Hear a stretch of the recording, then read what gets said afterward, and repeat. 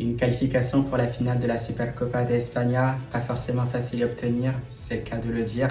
Il aura quand même fallu attendre la 97e minute pour être sûr d'être qualifié pour cette finale. Maintenant, le Real Madrid y est, et bien sûr, en finale, ce sera un match assez spécial, encore une fois. Buenas a todos y a todas, j'espère que vous allez bien. C'est Bakikone de Madrid, on se retrouve pour une nouvelle vidéo à propos du Real comme d'habitude et surtout par rapport à une nouvelle échéance cruciale, spéciale qui attend les Madrilènes. Ce sera bien sûr pour un Classico en finale de cette Supercopa de España face au Barça et justement Los Chavales, on va se projeter sur cette finale, sur ce nouveau Classico, le premier de l'année 2026 qui attend le Real Madrid. Vamos! Eh bien Los Chavales, wow! Déjà aussitôt, un nouveau Classico donc, qui attend le Real Madrid en finale de la Supercopa de España. On le sait, donc après cette victoire face à l'Atlético de Madrid, donc 2-1 grâce à des buts de Federico Valverde et de Rodrigo Goes. Nous le savons pertinemment, c'est un Real Madrid qui n'a pas forcément été convaincant sur l'ensemble du match, mais qui aura quand même été beaucoup plus efficace que les Colchoneros.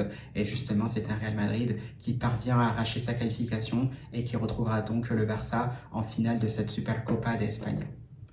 Donc on le sait, match qui sera bien sûr pas forcément évident. On sait ce qu'a montré le Barça aussi en demi-finale face à l'Athletic Club. Une victoire 5-0 où le Barça a été d'une efficacité redoutable et surtout ils ont complètement mangé cette équipe de Bilbao qui n'avait tout simplement rien pour elle durant ce match-là. Et on le sait puisque ce sera un point, un aspect du jeu du FC Barcelone où il faudra faire extrêmement attention. Alors maintenant, le Barça, on les connaît, ça fait maintenant plusieurs saisons aussi que je les connais, que je vois aussi les matchs du FC Barcelone, donc sous différents coachs. Je les ai vus sous l'ère Xavi, on les a vus aussi sous l'ère Luis Enrique. Voilà, il y a eu plein de facettes de ce FC Barcelone-là. Alors on sait aussi que sous l'ère maintenant de Hansi Flick, ils sont aussi redoutables, que c'est une machine à marquer qui ne s'arrête pas, qui ne relâche pas l'étreinte une fois qu'elle vous a entre les mains. Et ça, il faudra faire attention puisque le Real Madrid le sait pertinemment. On sait ce qui s'est passé aussi la saison dernière lors de la précédente finale de la Supercopa de España. C'était un Real Madrid qui a tout simplement pris une véritable correction. Moi, pour ma part, je le disais aussi, c'était ma première vidéo d'un match sur ma chaîne YouTube. C'était justement cette Supercopa de España entre le Real Madrid et le Barça. Donc j'ai fini bien sûr déçu. Nul doute maintenant que j'aimerais que le Real Madrid prenne sa revanche puisqu'il faut annuler ou il faut faire oublier cette humiliation de la saison passée, sachant que c'est finalement à tour de rôle ce qu'il se passe en ce moment ou depuis quelques années entre le Real Madrid et le Barça, puisqu'on voit que finalement c'est chacun son tour. On a vu le Real Madrid remporter la Supercopa de España lors de la saison 2021-2022.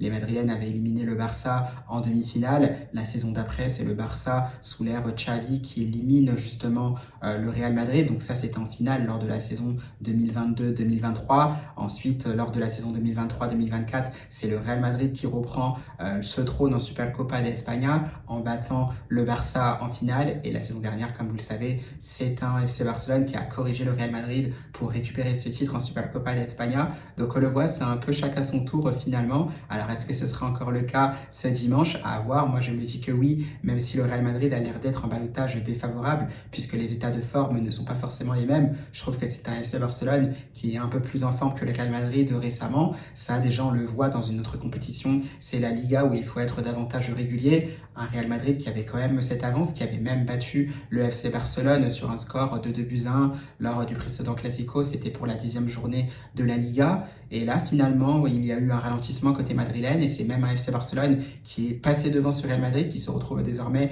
avec 4 points d'avance. Donc on le sait, ce sont des choses aussi qui peuvent jouer, même si sur une confrontation directe, pour l'instant, on va dire que c'est le Real Madrid qui a un léger avantage psychologique sur les Blaugrana, mais on le sait, sur un match, ça peut changer du tout au tout, et il faudra bien sûr s'en méfier.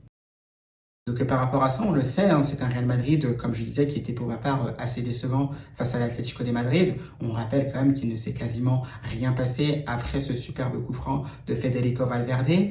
Donc on le sait, face à un Barcelone qui peut avoir beaucoup plus de maîtrise que l'Atlético de Madrid, qui peut être aussi beaucoup plus dangereux offensivement. On le voit avec des joueurs comme Fermín López, Rafinha qui fait énormément aussi de bien depuis son retour. Lamine Yamal, pas besoin de présenter. Il peut y avoir aussi du Robert Lewandowski comme un Ferran Torres qui peut être aussi aussi très perturbants. On connaît aussi leur animation au milieu de terrain qui est vraiment fantastique aussi à mon goût, avec du Pedri, avec du Frenkie de Jong, très très intéressant. Donc voilà, il y a même un Eric Garcia aussi qui peut être intéressant dans ce qu'il apporte. Bon, Jules Koundé aussi très actif sur son côté droit. Que dire aussi d'Alejandro Balde qui est très très intéressant sur son couloir gauche. On peut faire entrer aussi des joueurs comme Marcus Rashford ou encore Rooney. Donc on le sait, attention à cette équipe du FC Barcelone qui, même si elle a été battue en championnat, voilà, avec ses armes offensives, ça peut vraiment changer du tout au tout. Ils arrivent à faire plier chacune des défenses qu'ils affrontent. Et quand on sait justement les difficultés défensives qu'a le Real Madrid, ça peut faire mal, sachant qu'on prend toujours un but. Nul doute qu'on va certainement en encaisser en finale de cette Supercopa d'Espagne. Et derrière, il faudra en mettre. Et c'est vrai que si le Real Madrid est peu convaincant dans ce qu'il fait dans le jeu, que ce soit sur l'animation offensive ou défensive, il y a toujours ces capacités-là, ces possibilités-là de faire mal à cette équipe du FC Barcelone. Une équipe du FC Barcelone qui s'obstine toujours à défendre très très haut. On l'avait déjà vu lors du précédent Classico. On les a vus aussi sur les matchs qui ont suivi après et avant, avec un Kylian Mbappé qui peut être aussi de retour. Ça, ce sera bien sûr le point d'interrogation. Est-ce que le Français sera titulaire ou pas, puisque de ce que Xabi Alonso a dit après le match face à l'Atlético de Madrid, le Français est censé voyager ce vendredi même pour rejoindre le Real Madrid. Les sensations étaient plutôt bonnes à l'entraînement, je crois, quand il était à Madrid. Donc à voir ce qu'il se passera s'il atterrit du côté de Jeddah. Maintenant, à voir, puisqu'il y a aussi cette possibilité de rechuter à nouveau, puisqu'il n'est pas forcément à 100%, à voir ce que le coach espagnol décidera. Ça peut être un Gonzalo Garcia qui peut être aligné de nouveau, mais on le sait, avec cette vitesse que peut apporter Kylian Mbappé, cette prise de verticalité qu'il a la capacité de faire, et bien voilà, on sait ça peut faire très très mal au FC Barcelone, comme ce fut le cas lors des précédents matchs que Kylian Mbappé a joué face au Barça avec le Real Madrid. Donc ça, on le sait, le Français est une arme létale pour le Real Madrid dans cette finale de Supercopa d'Espagne. Désormais, à voir s'il jouera. Et surtout, moi, pour ma part, j'attends de voir s'il atterrit bien aussi du côté de l'Arabie Saoudite, parce que pour le moment, il n'y a pas eu de news quant à son atterrissage dans la capitale saoudienne.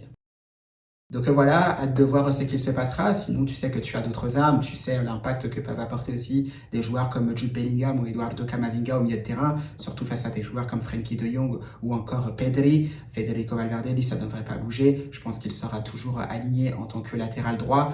Carreras, toujours latéral gauche. Maintenant, il y a toujours ces petits points d'interrogation avec la défense centrale. On a vu un Rudiger et un Asensio qui étaient un peu touchés, qui ont dû céder leur place, ce qui a dû laisser Carreras et Tchouaméni en défense centrale. Dinaïsen, c'était beaucoup trop juste pour entrer dans un match pareil.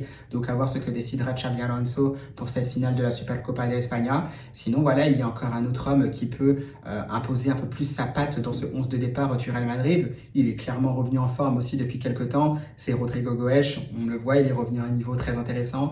Déjà depuis le match face à Manchester City où il est entré dans le 11 de départ, tout de suite il a marqué, tout de suite il a fait des différences. Et par la suite, ça s'est enchaîné. On l'a vu face à des matchs, face au Deportivo Alavés. C'était pareil aussi, je crois, en Copa del Rey. On l'a vu aussi lors du dernier match de Liga avant la trêve hivernale face au FC Sevilla où justement il donne un ballon décisif pour Jude Bellingham qui reprendra ce ballon de la tête. Pareil aussi décisif avec des passes sur corner, notamment pour le but de Raúl Asensio pour le match face au Betis Sevilla, c'était la semaine dernière où le Real Madrid s'est imposé 5-1. Donc on le voit, c'est clairement un Rodrigo Goes en pleine forme qui a redistribué les cartes clairement dans un poste de titulaire au Real Madrid. Maintenant voilà, il faudra certainement confirmer. Il aura peut-être cette possibilité face au FC Barcelone, donc ce dimanche. Maintenant il aura fort à faire aussi sur son côté droit. Il aura affaire à Alejandro Balde qui défend aussi quand même assez bien et c'était aussi un Alejandro Balde qui monte énormément. Nul doute qu'il y aura un rapport de force sur ce côté gauche là. Donc j'ai hâte de voir comment Rodrigo Goes va se comporter sur ce côté droit, mais dans tous les cas, il est en forme et j'ai peut-être cette certitude de le voir à nouveau briller dans un Classico face au Barça. On verra bien si ce sera le cas ou pas.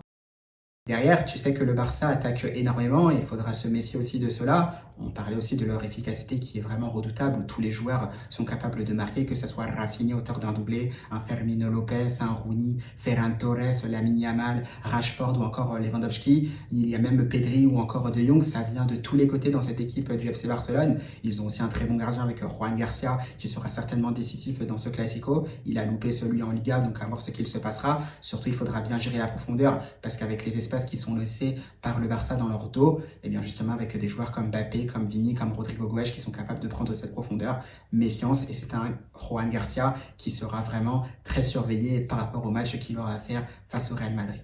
Mais d'un autre côté, on parlait justement de cet aspect offensif du Barça. On le disait avec ces joueurs qui sont capables de marquer quasiment tous. Et bien voilà, c'est un Thibaut Courtois qui aura de nouveau du travail. Alors c'est vrai que je m'attarde pas trop sur le sujet du gardien belge, tant il est fort, tant il est régulier aussi depuis plusieurs années maintenant. On le sait, voilà, il aura certainement des parades décisives à faire. Et je pense que s'il arrive à en faire pas mal, c'est un Real Madrid aussi qui peut espérer remporter cette Supercopa d'Espagne. Donc voilà, Los Chavales, je pense que c'est à peu près tout pour ma part pour la présentation de cette finale entre le Real Madrid et le FC Barcelone. Ce qu'on peut retenir, c'est que voilà, il faudra faire une bien meilleure impression, il faudra réaliser une bien meilleure prestation que lors de la demi-finale face à l'Atleti, parce que sinon, face à ce Barça-là, qui est nettement plus fort aussi que les Colchoneros, ça risque d'être aussi très difficile pour ce Real Madrid-là. Et si on ne met pas les ingrédients nécessaires, ben voilà, je pense qu'on pourra oublier un peu la victoire qu'on avait eue précédemment au mois d'octobre.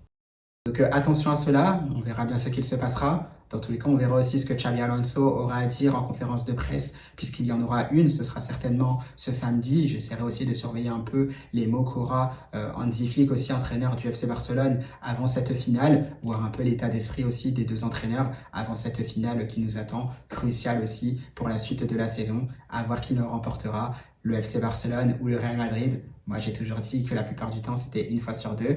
Est-ce que cette fois, ce sera pour le Real Madrid? On l'espère. Dans tous les cas, on attend cette finale en espérant la remporter. Donc voilà, Los Chavales, on est vendredi. Donc, qui dit vendredi, qui dit fin de semaine, week-end. Donc, je vous souhaite tout simplement un très bon week-end et surtout à la Madrid.